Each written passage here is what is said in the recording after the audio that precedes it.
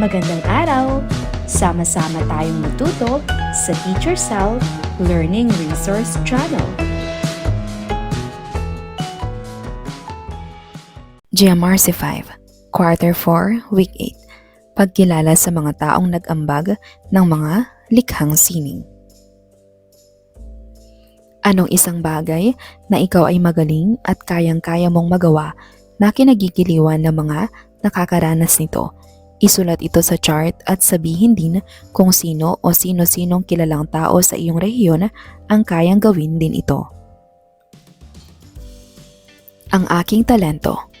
Mga tao o kilala o hindi sa aming lugar na may talentong katulad sa akin. Ano ang isang halimbawa kung paano magagamit ang sariling talento upang maipakita ang pagiging makabayan o nasyonalismo? Paggamit ng talento sa pagguhit upang gumawa ng poster na nagpapakita ng pagmamahal sa bansa. Para sa ikalawang araw, kaugnay na paksa, pagpapalaganap ng likhang sining na nagtatampok ng kulturang Pilipino at ng kaniyang talento bilang tanda ng nasyonalismo. Itapat ang simbolo sa ikalawang hanay sa angkop nitong sining sa unang hanay.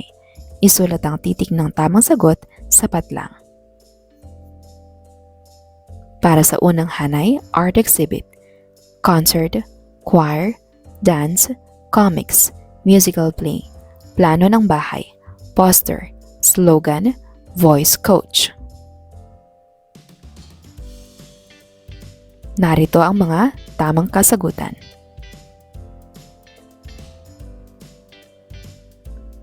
Isulat sapat lang ang oo kung ang pangungusap ay nagpapakita ng nasyonalismo o pagiging makabayan. Isulat ang hindi kung hindi ito nagpapakita ng nasyonalismo.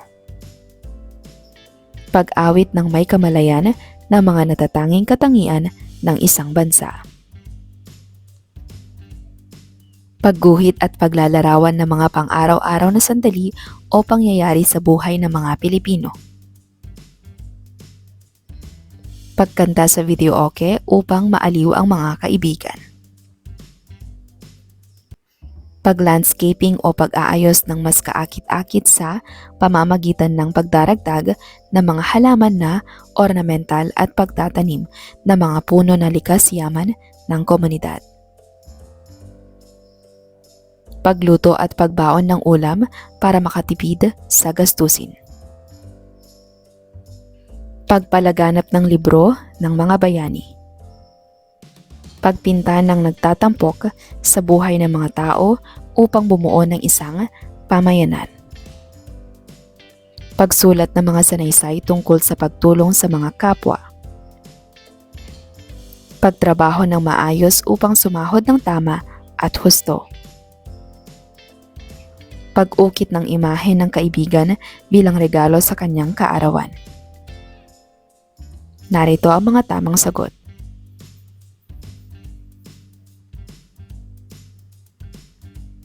Magsama-sama ayon sa talento, pagsayaw, pagguhit, pagkanta, pagdula, pagpapahayag at iba pa, at gumawa ng 5 minutong pagtatanghal na nagpapakita ng temang nasyonalismo. Para sa ikatlong araw, mga taong nag-ambag ng mga likhang sining na ating maipagmamalaki at maaaring maging huwaran. Hanapin ang 5 salitang may kaugnayan sa likhang sining. Ang mga salitang ito ay nasa wikang Ingles. Bilugan at isulat ito sapat lang.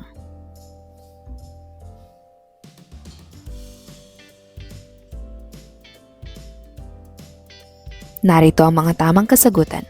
National artist, music, architecture, visual arts, literature. Ayon sa University of the Philippines, Diliman, March 3, 2024, ang national artist ay bansag ng pagkilala sa makabuluhang kontribusyon sa pag-unlad ng sining ng Pilipinas ng isang Pilipino. Ang mga halimbawa ay ang mga sumusunod. Larry Alcala, National Artist for Visual Arts, naglarawan ng Slice of Life na nagtatampok sa buhay at mga kaganapan ng mga Pilipino. Ildefonso Paez Santos Jr., National Artist for Architecture, nag-ayos sa halamang palamuti ng Cultural Center of the Philippines, Manila Hotel, Nayong Pilipino, Paco Park, Rizal Park. Ryan Cayabyab, National Artist for Music, ang kompositor ng mga awit tulad ng The Coconut Nut at Kay Ganda ng Ating Musika. Fernando Amorsolo, National Artist for Visual Arts, ay kilala sa kanyang matingkad na paglalarawan ng mga tanawin at buhay sa kanayunan. Carlos P. Romulo, National Artist for Literature, na nanalo ng Pulitzer Prize, isang tanyag na karangalan sa mundo ng panitikan. Itapat ang mga kilalang Pilipino sa ikalawang hanay sa angkop nitong pagkakilala. Sa unang hanay, isulat ang titik ng tamang sagot, sapat lang. Kilala sa kanyang matingkad na paglalarawan ng mga tanawin at buhay sa kanayunan. Kompositor ng mga awit tulad ng The Coconut Nut at Kay Ganda ng Ating Musika. Nag-ayos sa halamang palamuti ng Cultural Center of the Philippines, Manila Hotel, Nayong Pilipino, Paco Park at Rizal Park.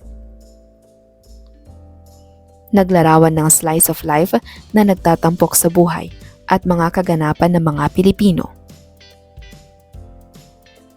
Siya ay nanalo ng Pulitzer Prize, isang tanyag ng karangalan sa mundo ng panitikan. National Artist for Architecture,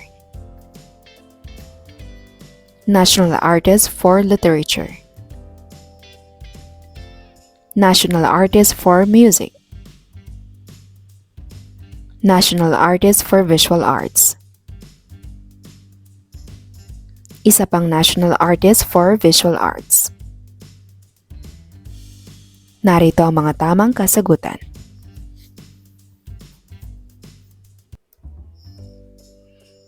Ipagpatuloy ang pagtatanghal ng mga talento.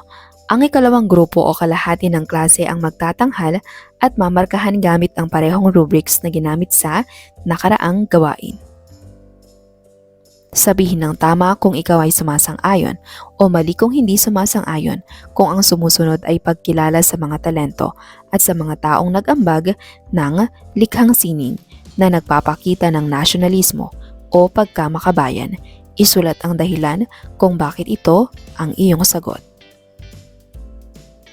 Ang pagbabahagi ng talento sa ibang bansa ay isa din tanda ng pagkamakabayan. Tama. Walang likhang sining na nagpapaalab ng damdamin ng pagmamalaki at pagkakaisa. Mali. Madaming Pilipino ang marunong umawit dahil lahat ng Pilipino ay may talento sa pag-awit. Mali. Ang mga likhang sining ng tanyag na Pilipino ay hindi na malilimutan kailanman. Tama. Nagsisimula ang talento ng bata kapag nasa baitang 5 na siya. Mali. Magnilay at sagutin ang mga sumusunod. Bilang mag-aaral na may kabutihang asal, ikaw iyon. Ano pang kabutihang asal ang iyong natutuhan sa araling ito? Anong pag-uugali ang ginagawa mo ngayon na dapat mong iwasto kaugnay sa iyong natutunan na kabutihang asal sa aralin? Isulat ang oo sapat lang kung ang pangungusap ay mga talento at likhang sining na nagpapakita ng nasyonalismo o pagkamakabayan. Isulat ang hindi kung hindi ito nagpapakita ng nasyonalismo o pagkamakabayan. Pagsayaw sa saliw ng awitin ng Kundiman ni Rick Manrique Jr. Pagkanta gamit ang ating sariling wika. Pagpinta ng mga cartoons ng Volts 5. Pagluluto ng spaghetti, burger at french fries. Pagbebenta ng barong na gawa o yari ni Patis Tesoro. Pagsasanay sa pagbigkas sa wika ng BTS at Blackpink. Panonood ng mga pelikula ng artistang Pilipino. Pagbabasa ng nobela, maikling kwento at tula ni NVM Gonzalez. Pagbili ng damit na Louis Vuitton, Chanel at Gucci. Pagsuot ng sapatos na gawa ng Nike at Adidas. Narito ang mga tamang kasagutan. Bago matulog araw-araw sa susunod na buong linggo, ay matapat na sagutin ang pansariling pagtataya ng pagpapakita ng mga gawi o ugaling pangnasyonalismo o makabayan sa buong linggo. Anong isang bagay na makabayan ang nagawa o nalikha mo sa araw na ito na maaaring magpakita ng pagkilala sa iyong sarili bilang nilikha na may dignidad